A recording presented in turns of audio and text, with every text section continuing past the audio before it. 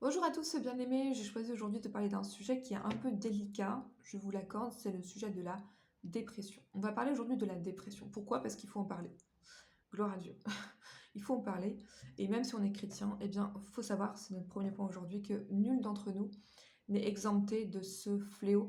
Pourquoi j'ai choisi de parler de ça aujourd'hui? Simplement parce que dans notre passage, on est dans 1 Roi chapitre 16, et vous relirez ce passage pour vous-même, c'est l'histoire de la déchéance morale des rois d'Israël avant la déportation en Assyrie. Donc c'est pas un tableau très réjouissant. Et dans ce passage, on a un suicide. Au verset 12 et 13, Zimri, la Bible dit, va se suicider, il va mettre le feu au palais sur lui-même. Ça veut dire qu'il va se suicider. La situation était tellement difficile pour lui qu'il a choisi de mourir. Donc aujourd'hui, on va parler de la dépression qui peut éventuellement mener au suicide. Et c'est un sujet, on n'en parle pas assez. Il faut en parler. Gloire à Dieu. On va en parler aujourd'hui. Gloire à Dieu. 1 Roi chapitre 19. Premièrement, le point que je voulais vous montrer aujourd'hui, on va juste prendre 3 points. Premièrement, il faut savoir que nul d'entre nous n'est exempté d'un moment de dépression dans notre vie. On aura tous des moments de dépression, plus ou moins, selon un degré plus ou moins fort, mais on va tous être découragés un jour ou l'autre. Gloire à Dieu. Ça, c'est personne d'entre nous n'est exempté. On va prendre des cas extrêmes dans la parole de Dieu. Premièrement, Élie. Dans 1 Roi chapitre 19, au verset 4, Élie va demander à Dieu de le tuer. Gloire à Dieu. Hein. Et le grand prophète Élie va demander à Dieu, il dit à Dieu, j'en ai marre, je veux plus vivre, c'est trop dur, je veux mourir.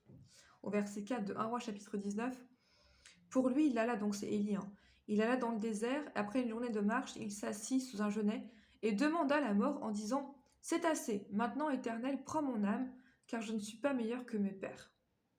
Donc on a un moment de découragement extrême dans la vie du prophète Élie. Deuxième exemple, celui de Moïse.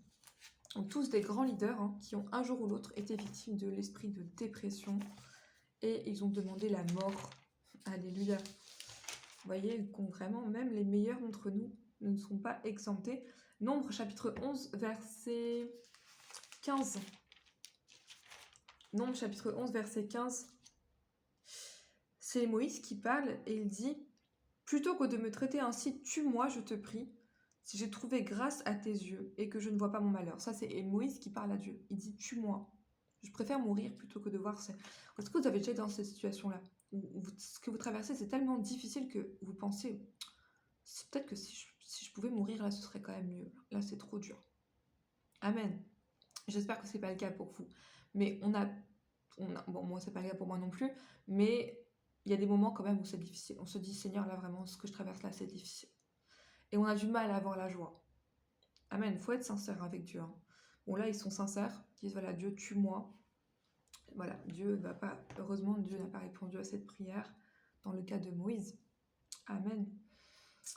Troisième exemple extrême, celui de Jérémie. Jérémie est un prophète qui a vécu des choses terribles. Hein. Il était maltraité par le peuple qu'il essayait de sauver. C'était vraiment un prophète qui a beaucoup souffert. D'ailleurs, la Bible dit qu'il a été lapidé à la fin de sa vie en Égypte. Quand il a suivi les enfants d'Israël jusqu'en Égypte, il a été lapidé à Tachpanès. Gloire à Dieu. Bon, Jérémie chapitre 20. Et après, je vais m'arrêter là pour les exemples. Je voulais juste vous montrer certains exemples de grands hommes de Dieu qui ont en fait un jour ou l'autre été victimes de dépression. Donc ça veut dire que on est tous susceptibles un jour ou l'autre d'être découragés. Jérémie 20, verset 14. Jérémie 20, verset 14. Regardez les paroles de Jérémie dit « Maudit soit le jour où je suis né, que le jour où ma mère m'a enfanté ne soit pas béni.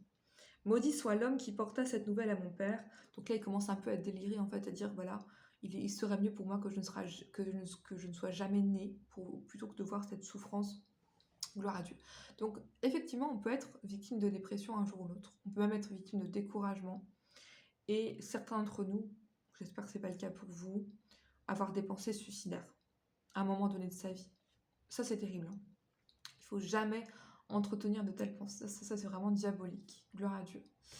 Et alors, premièrement, je voulais vous montrer, donc, personne n'est à l'abri de ce fléau. Et il faut savoir, et ça, c'est juste une parenthèse, hein, pour ceux qui ne savent pas ça, l'esprit de dépression, c'est l'esprit de Jézabel. Vous savez, l'esprit de Jézabel, on a tendance à l'associer à la séduction, mais c'est pas que ça. On va prendre 2 rois, juste ça, c'est une parenthèse, mais je veux que vous sachiez ça. 2 Rois chapitre 9, quand Jézabel va s'adresser à Jéhu, regardez ce qu'elle va lui dire. Vous souvenez-vous qu'on est dans 1 Roi chapitre 16 aujourd'hui et que je parle de la dépression en rapport au suicide de Zimri, d'accord? Donc Zimri s'est suicidé. Et regardez ce que Jézabel va dire à Jéhu. Dans 2 Rois chapitre 9, regardez comment Jézabel s'adresse à Jéhu. Verset 32, verset 31. Ok. Verset 30. Jéhu entra dans Jisréel, Jézabel, l'ayant appris, mit du fard à ses yeux, se para la tête et regarda par la fenêtre. Comme Jéhu franchissait la porte, elle dit, est-ce la paix? Nouveau Zimri, assassin de son maître. Donc les armes, ça c'est une parenthèse, mais je pense que c'est nécessaire pour que vous ayez la connaissance. Jézabel, en fait, ses armes, c'est la séduction, ça souvent on le sait, et la dépression.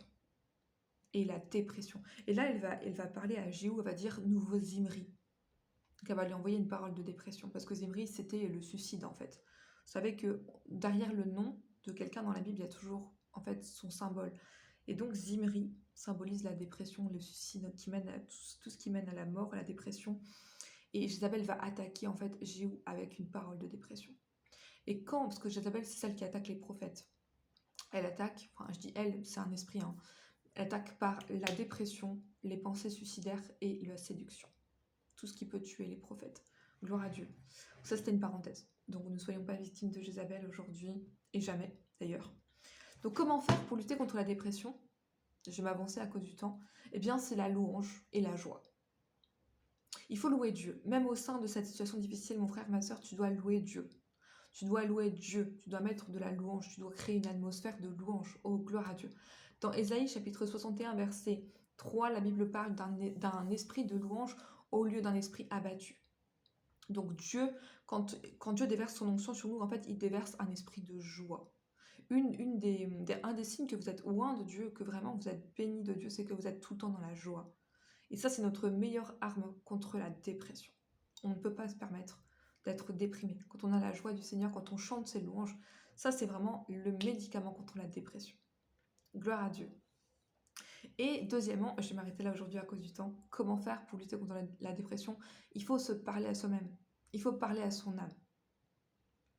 Oh, gloire à Dieu. Si vous arrivez à faire ça, quand en fait, vous devez vous dissocier, dire, ok, là je suis triste, mais je suis chrétien, la joie du Seigneur est en moi, donc je suis capable en fait de la faire jaillir, elle est en moi, j'ai le Saint-Esprit, je ne peux pas être déprimée, je refuse. Et quand vous parlez comme ça, vous dites non, je ne peux pas, non, ne sois pas déprimé. Ah, et je vais prendre l'exemple de David, un excellent exemple de quelqu'un qui parlait à son âme. Parce que vous savez, la dépression, c'est une maladie de l'âme. Et il faut parler à son âme, il faut dire non, mon âme, je refuse cette gloire à Dieu, je refuse d'être déprimée. Gloire à Dieu. On ne peut pas. Vous savez, la dépression, et on a tous... Moi, je pense que, bon, j'ai jamais vraiment été dans la dépression, honnêtement, depuis que je suis chrétienne. Mais avant d'être chrétienne, oui. J'ai vécu une période comme ça pendant peut-être 1 an ou 2 quand j'étais pré-ado, à cause d'un traumatisme que j'avais eu. Et vraiment, la dépression, je peux comprendre, je peux voir un peu ce que c'est, et c'est vraiment un fléau. Nous, les chrétiens, on doit se préserver de ça à tout prix. Ça peut vraiment...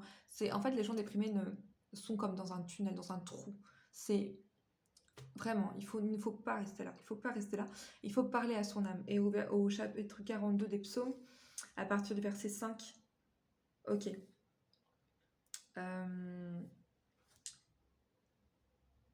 Ok, verset 6, pardon. Pourquoi t'as battu mon âme et pourquoi gémis-tu au-dedans de moi? Espère en Dieu, car je le louerai encore, il est mon salut et mon Dieu. Donc ça, ces versets offrent la solution. Dire à son âme, mais pourquoi t'as battu? Pourquoi est-ce que tu es déprimé là? Espère en Dieu. En fait, dès qu'on est déprimé, on oublie que Dieu est là. Gloire à Dieu. Et nous, les chrétiens, je vais m'arrêter là à cause du temps, nous ne sommes jamais sans espérance. Gloire à Dieu. Donc, nous ne soyons pas déprimés. En tant que chrétien, on n'a aucune raison d'être déprimé. Parce qu'on a un Dieu qui peut changer notre situation en un clin d'œil. Gloire à Dieu.